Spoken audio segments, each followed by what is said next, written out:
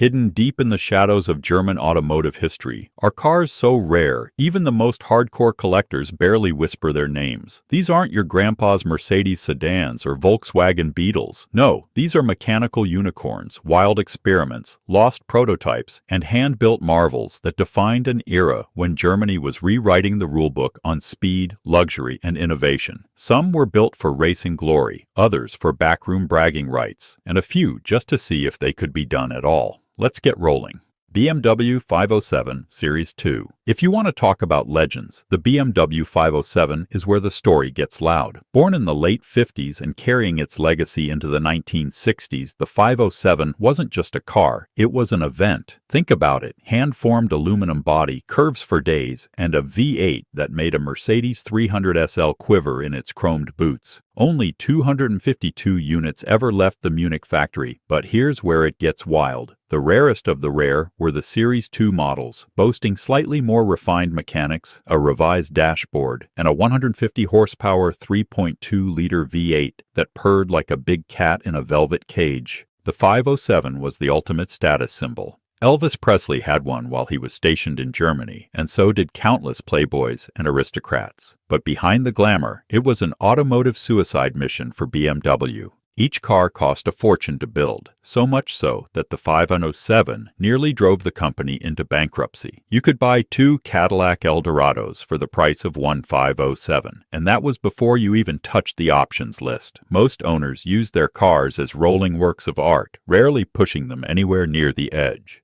Maintenance? Let's just say the 507 loved to drink high-octane gas and demanded obsessive care. Owners complained about overheating in traffic and the cost of replacement parts, which made Ferrari ownership seem almost reasonable. But the car's soul was undeniable. Slip behind the wheel and you got a sense of what motoring could be if money and sanity were no object. Surviving Series 2s today are spoken of in hushed tones at classic car gatherings, each with its own registry entry and provenance worthy of a Rembrandt. The 507 was too beautiful, too expensive, and too impractical to last. And that's exactly why, over 60 years later, it's still the car every collector dreams about. Mercedes-Benz 306 Red Pig. The Mercedes 300 SEL 6.3 started life as a stately luxury sedan. Think cigar smoke, business deals, and rear seat diplomacy, but leave it to German engineers with a sense of mischief to turn it into a legend. Enter the Red Pig, the most infamous Mercedes ever to wear a racing number. In 1971, AMG, long before it became a household name, decided to stuff a massive 6.8-liter V8, derived from the 600 limousine, into the 300 SEL chassis. They painted it a garish red, flared out the wheel arches, and prepared to enter the 24 hours of Spa. Nobody expected much from this 2-ton behemoth. Rivals actually laughed as it pulled into the paddock, dwarfed by sleek Porsches and Ford Capri.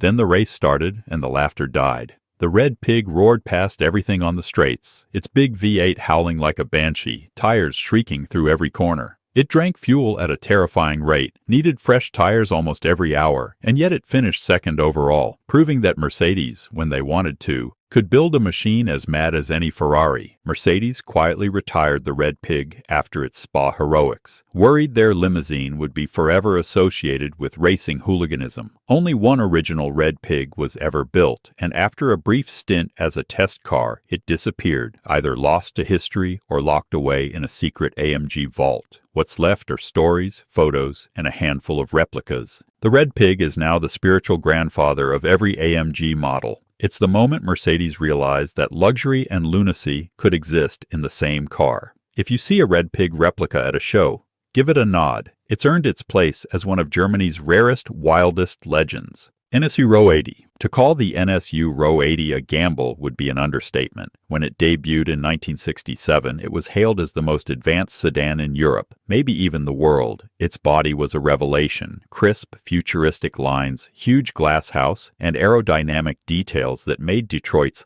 land yachts look ancient. But the real revolution lurked under the hood. A 995cc twin-rotor Wankel engine designed to be smooth, powerful, and compact.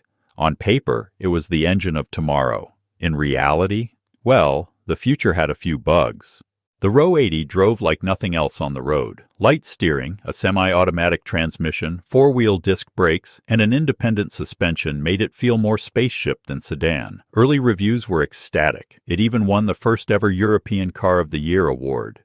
But that Wankel rotary? It was a warranty nightmare. The infamous apex seals wore out in as little as 20,000 miles. Engines started to smoke, and dealerships struggled to keep up with repairs. Owners became regulars at their local NSU shops, sometimes on a first-name basis with the service manager. Despite its troubles, the Row 80 soldiered on until 1977. But only about 37,000 were ever built. Survivors with their original engines are as rare as honest used car salesmen. Yet the Row 80's legacy lives on. It changed the way German engineers thought about aerodynamics and luxury, and its design directly influenced Audi's future flagships. Today, spotting a pristine Row 80 at a classic car meet is an event. Ask the owner how they keep it running, and you'll get a knowing smile and probably a long, colorful story about rotary madness. Glass 2600 Veit. Glass is the German car maker most people forget, unless you love oddball history and improbable engineering. Before BMW swallowed them whole in 1966, Glass went for broke with the 2600 V8. Imagine a car with Italian style, a German badge, and a homegrown 2.6-liter V8 under the hood. Only 518 coupes and just 71 cabriolets were ever made, making it one of the rarest Grand Tourers in European history. Styled by the legendary Pietro Frua, the 2600 V8 looked every inch a Maserati or Ferrari rival. Long nose, sweeping roof, and enough chrome to blind passing traffic. Under the skin, things got weird. The V8 was smooth and could push the car to 125 mph, but it had a notorious habit of overheating. Electrical gremlins were included at no extra charge, and spare parts?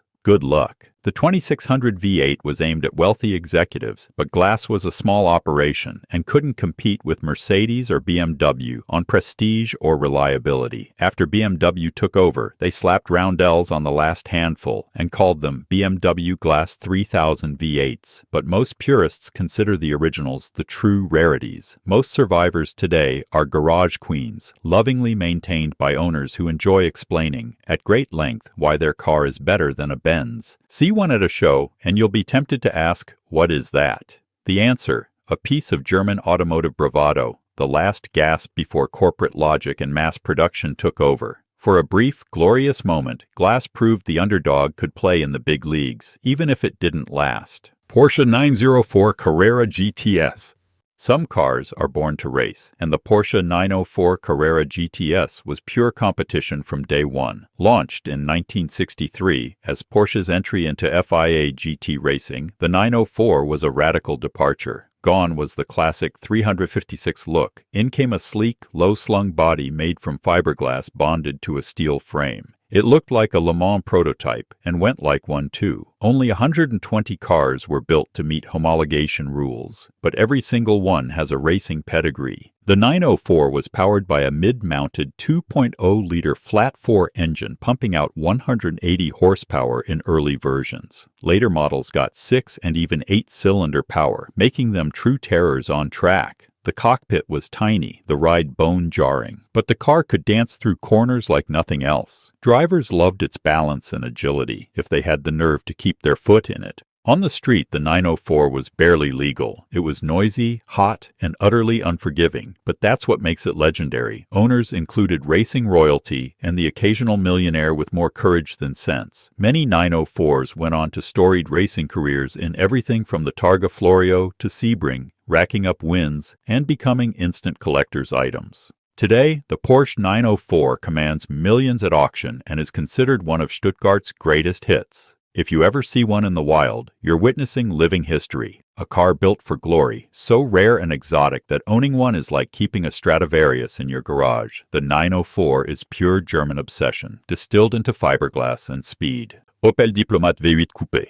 When most people think of Opel, they think of economy cars and sensible sedans. But in 1965, Opel threw caution and financial sense to the wind with the Diplomat V8 Coupe. This wasn't just a top-spec version of the Diplomat sedan. It was a German take on the American muscle car, hand-assembled by Karmann and packing a genuine Corvette-sourced 5.4-liter V8 under the hood. The numbers alone were staggering. Just 347 coupes were ever built, each one more exclusive than a Ferrari Daytona. The Diplomat V8 Coupe was a rolling contradiction. The styling was all European sophistication, long hood, pillarless windows, subtle chrome, but fire it up and you'd get a deep, unmistakable V8 burble that belonged in Detroit. With 230 horsepower and an ocean of torque, the Diplomat could easily hit 130 mph. Making it one of the fastest luxury cars on the Autobahn, at least for those brave enough to floor it. Owners loved its effortless acceleration and velvet ride, but the real-world fuel consumption was legendary, more than 20 liters per 100 kilometers if you drove it with any enthusiasm. Most buyers were top executives and movie stars, but tastes changed quickly in the 70s. The oil crisis made big V8s unpopular overnight, and many Diplomat coupes were quietly retired, lost to rust, or simply forgotten in dusty garages. Today, surviving examples are among the rarest German classics, often commanding six-figure sums at auction. Find one, and you'll experience a forgotten era when German luxury meant big engines, big bodies, and even bigger personalities. The Diplomat V8 Coupe remains proof that sometimes the most daring ideas come from the unlikeliest places. Auto Union 1000 SP Roadster. Before Audi was a household name, there was Auto Union, and their 1000 SP Roadster was their boldest statement of intent. Born in 1958 and soldiering on until 1965, the 1000 SP Roadster looked like a miniature Ford Thunderbird, a slice of American flair, filtered through German sensibility. Fewer than 1,000 true roadsters were built, and only about 5,000 if you include coupes, making this a rare bird indeed. If you ever see one in person, you'll know those dramatic tail fins and wraparound windshield are impossible to miss. But under that head-turning bodywork, things get much stranger. Instead of a burly V8, the 1000 SP Roadster relied on a tiny 981cc, three-cylinder, two-stroke engine, good for about 55 horsepower. The result? It sounded like a swarm of angry bees and left a blue haze wherever it went, thanks to the oil-mixed fuel. Still, the car weighed almost nothing, and the driving experience was pure 1960s fun, open-air motoring, head-turning looks, and a soundtrack unlike anything else on the road. Most 1000 SPs were used as summer playthings, and as the decades rolled by, many were lost to rust or scrapped when their smoky engines finally gave up. Survivors are now cult icons, especially in Germany, where classic car fans delight in the car's blend of American-inspired styling and old-world quirkiness. If you spot one at a show, expect a crowd and plenty of stories from owners who still mix oil and gas by hand, just like in the good old days. Mercedes-Benz 600 Landaulet. The Mercedes-Benz 600 Landaulet isn't just a car, it's an event. Built for heads of state, popes, and dictators, the 600 Landaulet was the ultimate statement of power and privilege in the 1960s and 70s. Out of the 2,677 Mercedes 600s made between 1963 and 1981, only 59 left the factory as Landaulets, featuring a convertible rear compartment so that royalty and rulers could wave to the masses or just enjoy the breeze. No limousine before or since has combined this much excess with such technical brilliance. Under the hood lurked a 6.3-liter V8, hydraulically powered everything, and a chassis so over-engineered that even the window switches required special fluid. The Landaulet was a logistical nightmare for owners. Just servicing the hydraulics could bankrupt a small country. But for those who could afford it, nothing else came close. The list of owners reads like a who's who of 20th century power. The Shah of Iran, Fidel Castro, Idi Amin, and even the Pope. Spotting one today is like finding the lost crown jewels. Most Landaulets were kept in private collections, paraded on national holidays, or simply hidden away for decades. When one does emerge for sale, it commands astronomical prices, well into the millions. For classic car fans, the 600 Landaulet is the ultimate example of German engineering excess, a car that didn't just move people, but entire governments. BMW 2002 Turbo. Before the BMW M badge meant fast and fancy, there was the 2002 Turbo, a compact coupe with a serious attitude problem. Launched in 1973 as Europe's first turbocharged production car, the 2002 Turbo arrived just in time for the oil crisis. Bad timing didn't make it any less special, though. Only 1,672 were built, and most spent their early lives terrifying their owners and insurance agents alike. The heart of the beast was a 2.0-liter, four-cylinder turbocharged engine cranking out 170 horsepower, plenty for a car that weighed less than a modern subcompact. But the real story was the driving experience. Turbo lag that could be measured in seconds, then a sudden wall of boost that made the rear tires beg for mercy. The car was famously twitchy, especially in the wet, and stories of accidental pirouettes on city streets are legion. BMW didn't help things by plastering 2002 Turbo in reverse across the front spoiler, so you'd know who was coming up in your rear view. Most early buyers were young, enthusiastic, and occasionally reckless, leading to more than a few cars being written off before their first birthday. Rust claimed many more. Today, the 2002 Turbo is a bona fide collector's car. Survivors are rare, cherished by BMW fans who appreciate its combination of history, danger, and pure fun. If you ever get a chance to drive one, hang on tight, because the legend of the 2002 Turbo isn't just about speed, but about surviving the wildest ride BMW ever offered to the public. Bitter CD. The Bitter CD is one of those cars that makes car nerds go misty-eyed, and everyone else scratch their heads. Conceived by former racing driver Eric Bitter and built from 1973 to 1979, the CD was a German-Italian-American hybrid like no other. Just 395 were made, all hand-finished and custom-built for wealthy clients who wanted something more exclusive than a Porsche or a Benz. Underneath its Maserati-inspired bodywork lurked the heart of an Opel Diplomat, a 5.4-liter Chevy small-block V8, mated to luxury appointments and wrapped in sheet metal that looked straight out of Turin. The result was a grand touring coupe that could cruise effortlessly at Autobahn speeds while cossetting its passengers in Italian leather. Each car was finished to order, and no two were exactly alike. But owning a Bitter CD was not for the faint-hearted. Parts were scarce, repair bills were eye-watering, and the company itself was small and sometimes disorganized. Many cars ended up being garage queens, used sparingly, and maintained obsessively. Others simply vanished, abandoned when they became too costly to keep on the road. Today, the Bitter CD has achieved near-mythical status among collectors, especially in Germany. They show up at classic car events, sparking conversations and envy in equal measure. To drive a Bitter CD is to own a piece of automotive history that bridges three cultures: German engineering, Italian design, and American muscle. It's as rare, fascinating, and unpredictable as the man who built it. Porsche 911 or 1967.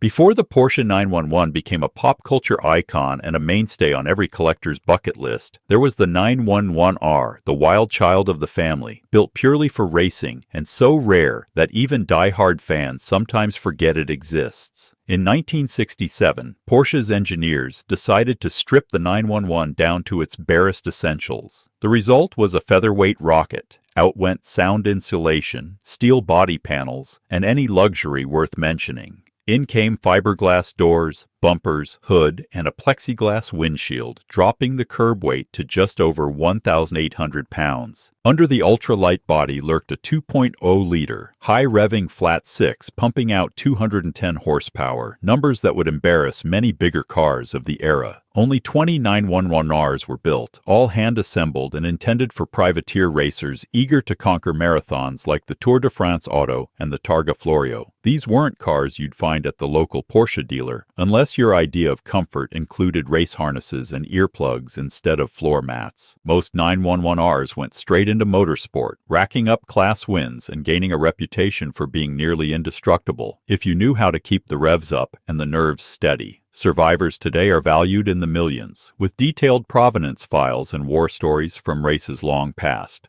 The 911R set the blueprint for every hardcore Porsche that followed, from the RS to the GT3. But the original remains the lightest, purest, and rarest of them all. Spotting one at a classic meet is like winning the lottery twice. Mercedes-Benz W11 300 S-E or Coupe Cabriolet. For many, Mercedes's W111 series conjures images of stately sedans with tail fins, great cars, but not exactly rare. But buried in that family tree is the 300 SE Coupe Cabriolet, the crowning jewel for those who appreciate both open-top luxury and German engineering at its peak. Only 708 cabriolets were built between 1962 and 1967, and even fewer survive in original condition. Hand-assembled with obsessive care, each was priced higher than most houses at the time, reserved for movie stars, oil magnates, and European aristocracy. The 300 SE boasted an advanced air suspension system, a fuel-injected straight-six engine, and a cabin wrapped in the kind of wood and leather that made Rolls-Royce nervous.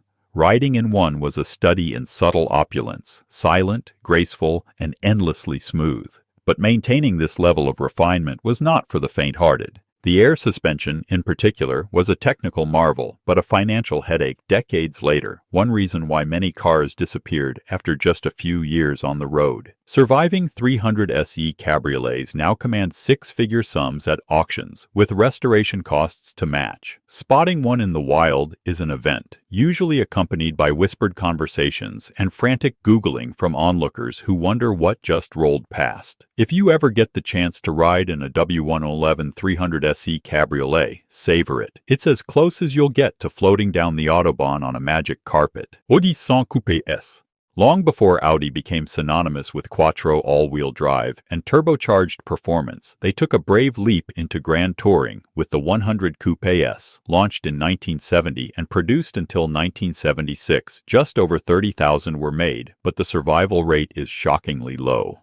Rust, neglect, and the ravages of time have turned this fastback into one of the rarest Audis on the planet, especially outside of Germany. The 100 Coupe S looked like it was born on the Italian Riviera, all sweeping lines and elegant proportions. Its 1.9-liter inline-4 engine put out a modest 115 horsepower, but the car weighed so little that it felt lively and agile, a true grand tourer for the everyman. The interior was all 70s chic, wood trim, deep seats, and a dashboard that seemed to stretch on forever. But Audi's build quality was still evolving, and the steel didn't always fight off European winters with much conviction. Most Coupe S models spent their lives as everyday transport, and as values dipped, many were scrapped rather than saved. Today, pristine examples are collector gold, especially for fans who know the model's place in Audi history. The 100 Coupe S signaled that Audi was ready to move upmarket, setting the stage for decades of innovation. Find one, and you found the missing link between Audi's humble past and its tech-obsessed future. Ford OC20 MTS? You probably didn't expect Ford on this list, but that's what makes the OSI 20 EMTS so special. It's one of the greatest "what on earth is that" cars to ever come out of Germany. OSI, or Officine Stampaghi Industriali, was an Italian design house that partnered with Ford's German branch to create a truly unique coupe based on the Taunus 20M platform. Produced for only 2 years, from 1967 to 1968, just 2,200 were built, and finding one today is a feat worthy of Indiana Jones. The OSI 20M TS was all about style. Its curves were pure Italian, but underneath beat a solid, reliable German heart, a Cologne-built V6, either 2.0 or 2.3 liters. It wasn't the fastest coupe around, but it turned heads everywhere it went, especially in a country not known for flamboyant design. Sadly, OSI folded shortly after production began, leaving owners scrambling for parts and ensuring the car's scarcity. Many cars rusted away or were scrapped when repairs became impossible. Those that survived are now cherished for their rarity and their Euro mashup character. German reliability with Italian drama. Spotting an OSI 20 MTS on the road is almost unheard of, but if you do, consider it a sighting as rare as a solar eclipse. Blink and you'll miss it, but you'll never forget it. Bizzarini 500 GT Strada. Strictly speaking, Bizzarini is an Italian marque, but the handful of 5300 GT Stradas delivered new to Germany deserve their place here. They're a crossover of automotive cultures that could only happen in the wild days of the 60s. The 5300 GT Strada was Giotto Bizzarini's masterpiece, a hand-built alloy-bodied missile powered by a Corvette V8. Capable of north of 170 mph at a time when most cars struggled to break 100. Only 133 cars were built in total, and fewer than a dozen were delivered new to German buyers, often discreet industrialists or motorsport enthusiasts who wanted something truly exotic. The 5300 GT was a fusion of Italian beauty, American brute force, and just enough Germanic sensibility to make it an Autobahn weapon. These cars were rare, even when new, and most vanished into private collections, seldom seen in public. If you do manage to spot one at an event in Germany, you're looking at an artifact so unique that even Ferrari owners get jealous. Maintaining a 5300 GT is not for the faint of heart. Spares are rare, and each car's history is a labyrinth of old invoices, race stories, and the occasional whispered rumor. For collectors, a German-delivered Bizzarini is the ultimate unicorn.